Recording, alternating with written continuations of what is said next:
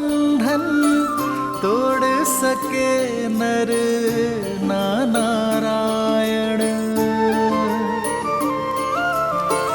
वृक्ष की शाखा बनी है कुल्हाड़ी, शत्रु रची बड़ी योजना। ये कैसी अनुभूति है? सिंह हुआ सिंह रक्त का प्यासा, शत्रु ने फेंका कैसा पासा। सरल नहीं कर्तव्य का पालन, ज्ञान यही देती रामायण। मौन हनुमान जानकी अनजान, देव जगत क्या होगा परिणाम। राम सिया राम सिया राम।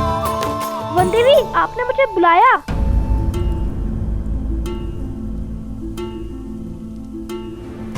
हाँ, बुलाया था।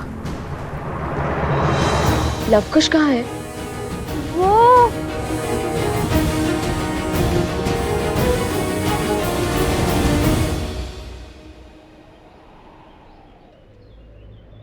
देखो बालकों, स्वयं धर्म के रक्षक, न्याय की मूरत, स्वयं प्रभु श्री राम खड़े हैं आपके समक्ष। अब आप शस्त्र नहीं शब्द साधो, क्योंकि इस संसार की हर एक समस्या का समाधान प्रभु को अपना सब कुछ समर्पण कर देने में ही है। सब कुछ समर्पण तो माता सीता ने भी किया था। माता सीता को क्या लाभ हुआ?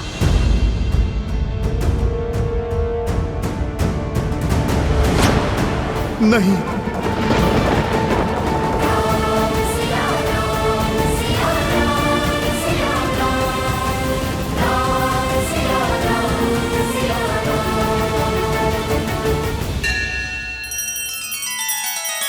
श्री रामचंद्र कृपालु भजु मन हरण भव भय दारुणम। नव कंज लोचन कंज मुख कर कंज पद कंजारुणम। सिया राम सिया राम सिया राम सिया राम सिया राम सिया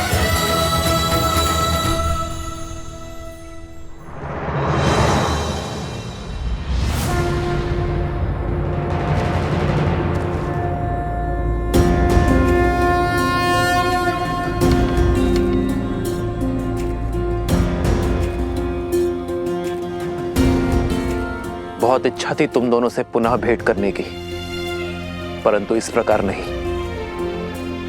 मन में कई प्रश्न हैं जिन्हें सर्वप्रथम अयोध्या में धर्म का गान गाते सुना था तो मन में आदर उठा था। राम राज्य की हर कल्पना को साकार करते दिखाई दिए तुम दोनों। जहां गए असहायों की सहायता की, पीड़ितों की पीड़ा हरी, असुरी शक्तियों का विनाश किया। मन आतुर था तुमसे भेंट करने के लिए, तुम्हारी पीठ थपथपाने के लिए, परंतु अचानक धर्म के प्रतीक अश्व को रोककर राज्य के विरुद्ध क्यों खड़े हो गए तुम दोनों? मेरे भाइयों, मेरे साथियों को हानि पहुंचाई, कदाचित तुम दोनों को समझने में मुझसे भूल हो गई है। और अब जब यह युद्ध आवश्यक है तो अपने धनुष को नीचे रख दिया। क्या इसे भी तुम दोनों की कोई चाल समझूं मैं, या फिर यह समझूं कि तुम दोनों ने अपनी पराजय स्वीकार कर ली है और धर्म के आगे नतमस्तक होने के लिए सज्ज हो तुम दोनों? प्रश्न तो हमारे मन में भी है राम जी। जिन्होंने रावण का वध कर संसार को तारा, देवी अहिल्या को मुक्त करके समाज का उद्धार किया, जिसने मर्यादा का पाठ पढ़ा, मर्यादा पुरुषोत्तम बने, श्री राम के आगे शीश झुकाना ही धर्म है, शस्त्र उठाना नहीं। हम जानते हैं हम कदाचित आपसे कभी नहीं जीत पाएंगे। और यही नहीं, जब से सुध संभाली आप ही को ईश्वर समझाए। राम कथा गाते सुनते आए हैं, जन जन तक रामायण की सीख पहुंचाने का प्रयास किया है हमने। क्योंकि रामायण केवल पुरुषोत्तम श्री राम की माँ गाथा ही नहीं, अपितु तो जीवन जीने का मार्ग है। यदि मन में मेरे प्रति इतनी ही शाश्वत भक्ति है तो फिर मेरा विरोध क्यों किया? क्योंकि प्रश्न न्याय का है। रामायण केवल आपकी गाथा नहीं है महाराज श्री राम, उसमें एक नाम और भी जुड़ा है जिसके बिना श्री राम भी अधूरे हैं और रामायण भी। और वो नाम है देवी सीता।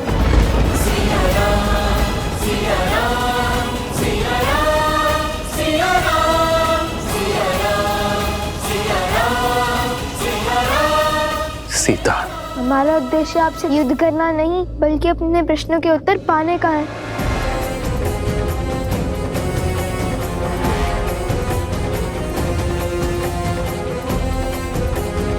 कैसा प्रश्न?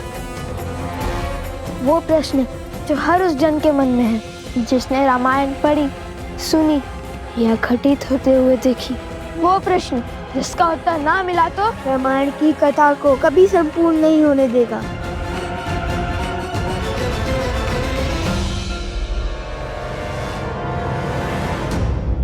प्रश्न क्या है?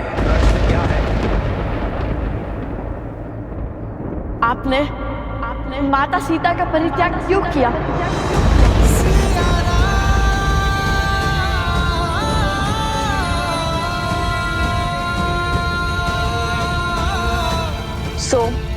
कुछ पूछ रही हूँ।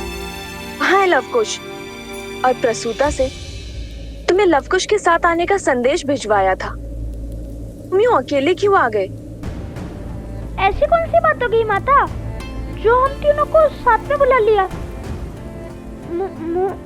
मुझे बताइए, मैं आपका संकट हल कर देता हूँ। संकट की बात नहीं, भोजन की बात है। खीर बनाई है, तुम तीनों को भाती है ना? चलो चलकर खा लो। भोजन, और वो भी खीर? अरे भोजन ही तो कारण है हमारे बिच्छू का। मैं तो लवकुश के साथ ही था, पहले इसीलिए आ गया ताकि भर पेट खा सकूं। आप एक कार्य कीजिए माता, आप पहले अपने इस पुत्र को खिला दीजिए। सदा तो तुम उनके साथ भोजन करने की हट करते हो, किंतु आज खीर की लालच में मित्रता भूल गए। भूख तो हर समझ भुला देती है माता, वैसे भी उन्हें समय लगेगा। समय लगेगा? क्यों? ऐसे कौन से कार्य में व्यस्त है वो दोनों? वो लवकुश, श्री राम। श्री राम? श्री राम कथा माता, रामायण को और विस्तार से समझने का प्रयास कर रहे हैं। रामायण को समझने का प्रयास? किंतु वो दोनों तो रामायण का एक एक शब्द समझते हैं और संसार को भी समझाते हैं। अकस्मात ऐसा क्या हो गया कि उन्हें रामायण को विस्तार में समझने की आवश्यकता पड़ गई? वो क्या है ना माता, श्री राम माता सीता लौटने के बाद जो घटा उसी को लेकर उनके मन प्रश्नों से भर गए हैं। बस उसी का उत्तर जानने का प्रयास कर रहे हैं। तुम दोनों ने प्रभु के दर्शन किए? माता, श्री राम केवल वीरों के प्रभु हैं, नारियों के नहीं। उत्तर दीजिए श्री राम, जो ग्रंथ है जग में सबसे पावन, जिसने सिखाया जलाना भीतर का रावण, जिसका आधार शुभ कर्म है, जिसने प्रेम दिया ममता और त्याग समर्पण का मर्म है, और जिसके अंत में प्रश्न बड़ा जो हमारे मन में शीश ताने खड़ा। जब राज धर्म था सब कुछ ही, फिर क्यों पत्नी व्रत का वचन लिया? क्यों त्याग दिया उसको जिसने बरसों संग वन में गमन किया? जो राम है जग में पतित पावन, केवल सीता माँ के कारण। जो पतित का सीता को त्यागा, तो क्या उस राम में भी बसा है एक गुण रावण का? कहिए, क्यों छोड़ दिया आपने अपनी पत्नी को? क्या घटा था ऐसा जिसके कारण आपको ये निर्णय लेना पड़ा? ये व्यक्तिगत निर्णय है, तुम्हारे इस प्रश्न का उत्तर देना नहीं देना यह मेरा निर्णय है। उसका निर्णय जिसका फल पूरी स्त्री जाति पर प्रभाव डाल सकता है वो व्यक्तिगत नहीं होता। आपको उत्तर देना ही होगा।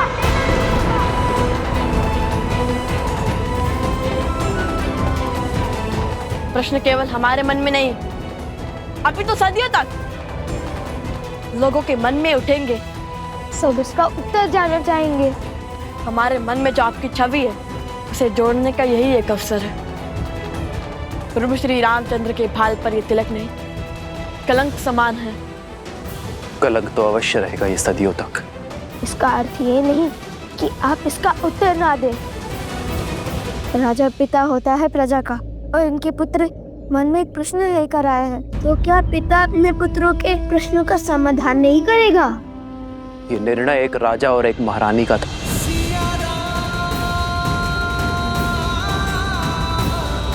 हम दोनों का था।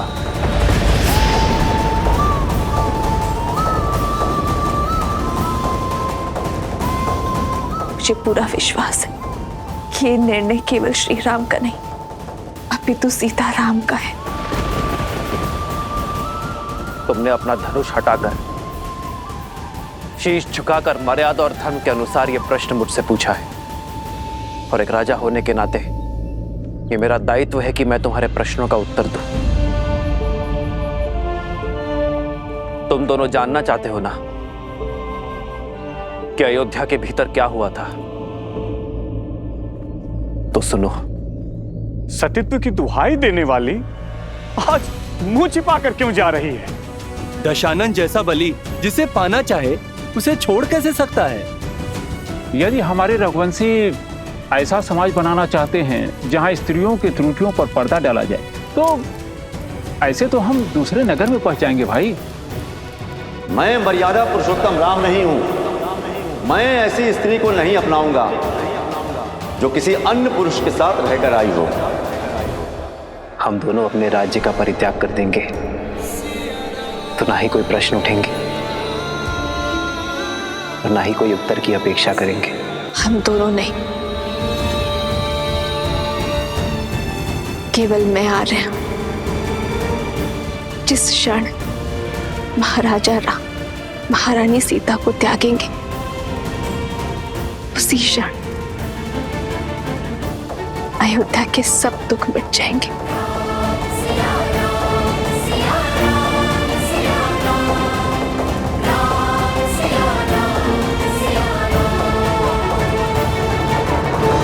मिल गया तुम्हारे प्रश्नों का उत्तर।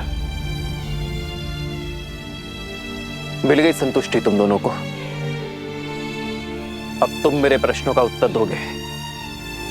क्यों किया तुम दोनों ने ये सब? क्या संबंध है तुम्हारा देवी सीता के साथ?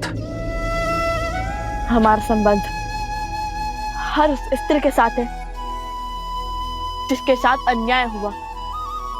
भगवान वाल्मीकि से केवल अस्त्र शस्त्र की शिक्षा ही नहीं ली हमने, अपितु स्त्री के सम्मान की रक्षा की शिक्षा भी ली हमने। अब जब तुम्हें अपने प्रश्नों का उत्तर मिल गया है तो अपना हट छोड़ धर्म की स्थापना में मेरी सहायता करो और उस अश्व को मुक्त कर दो। हाँ पुत्रों, अश्व प्रभु को लौटा दो। अब तो आपके मन का हर संदेह मिट गया ना?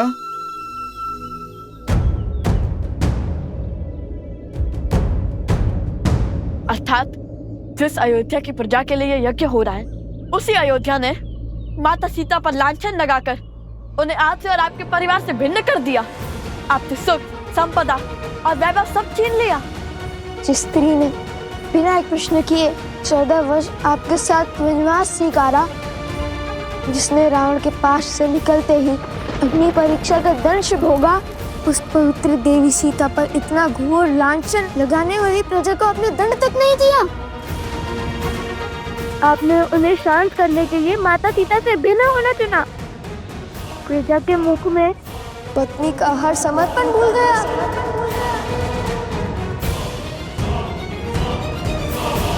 एक राजा का धर्म प्रजा की रक्षा करना होता है, उनके संदेह को दंडित करना नहीं।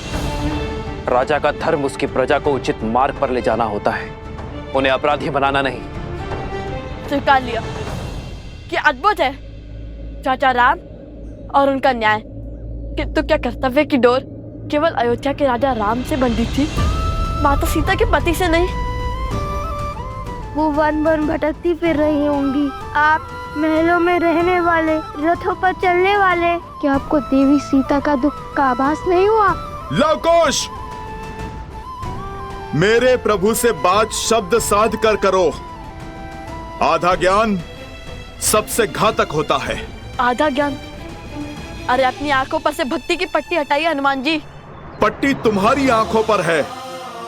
जो मैंने देखा है वो ना आपने जाना है और ना ही अयोध्या की प्रजा ने। अपना राजा होने का दायित्व निभाते हुए माता सीता के पति होने की भागीदारी से विमुख नहीं हुए हैं मेरे प्रभु श्री राम।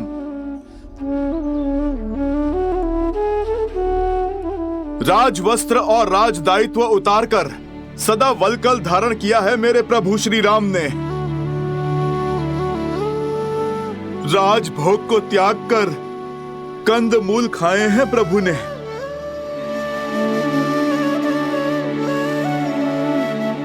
कोमल शैया छोड़कर कृषा पर सोए हैं मेरे प्रभु श्री राम।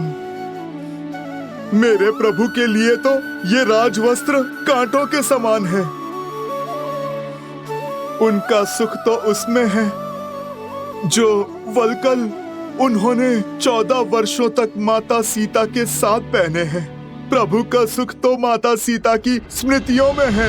राम सिया राम जय जय राम। क्षमा करिए, हमें प्रभु श्री राम के त्याग की स्थिति का अनुमान नहीं था। किंतु ऐसा नहीं है कि हमारे प्रश्न अनुचित है। हमने आपके प्रभु को 2 कड़वी बातें कही और आपको इतना क्रोध आ गया। सोचिए जब हमें माता सीता के दुख की सूचना मिली होगी तब हमें कितना क्रोध आया होगा। फिर वन वन अकेली फिर रही होंगी, अपनों से दूर, अपने श्री राम से भिन्न।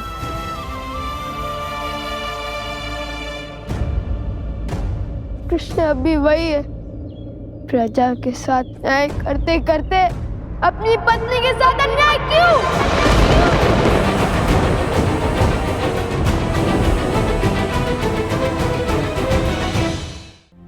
ये त्याग आवश्यक था और ये मेरी सीता का निर्णय था और ये अनुग्रह मुझे स्वीकार करना पड़ा अपनी प्रजा के लिए। अद्भुत, तो फिर राजा का पद क्यों नहीं त्याग दिया?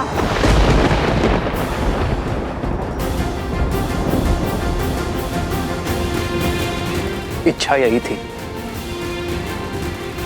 पर मेरी सीता ने मुझे स्मरण करवाया कि मैं उस कुल का वंशज हूं जहां प्राण देकर भी वचन निभाया जाता है और मैं अयोध्या के सिंहासन को अपनी निष्ठा का वचन दे चुका था। लवकुश, संसार में प्रकाश तब होता है जब सूर्य की किरण उससे दूर जाती है। वर्षा की बूंदें जब मेघ को त्यागती हैं, तभी धरा की प्यास बुझती है। मैं उस वंश से हूं जहां महाराजा हरिश्चंद्र ने अपनी प्रजा और अपने वचन के लिए अपनी पत्नी और पुत्र तक को चांडाल को बेच दिया था। रघुकुल की रीत निभाई, किंतु आधी महाराज। मौन, मौन।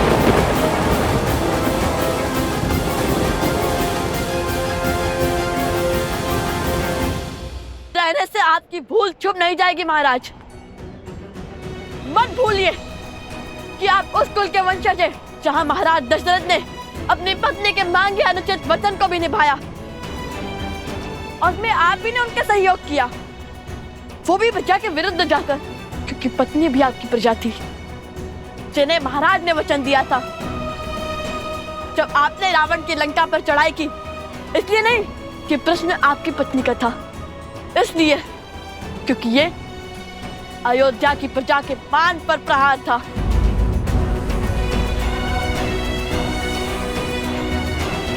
ठीक कहा आपने, सूर्य को किरण से अलग होना पड़ता है प्रकाश के लिए। तू चलता है किंतु उसके अंदर छाव नहीं होती। आप रघुकुल के सूर्य हैं। आप वो दीपक कैसे बन गए जिसके तले अंधकार है?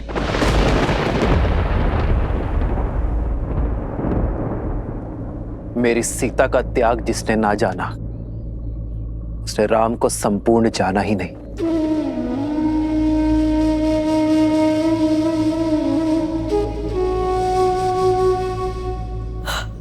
आज नहीं तो कल आपके निर्णय पर प्रश्न उठेंगे जिनके उत्तर के बिना रामायण संपूर्ण नहीं होगी।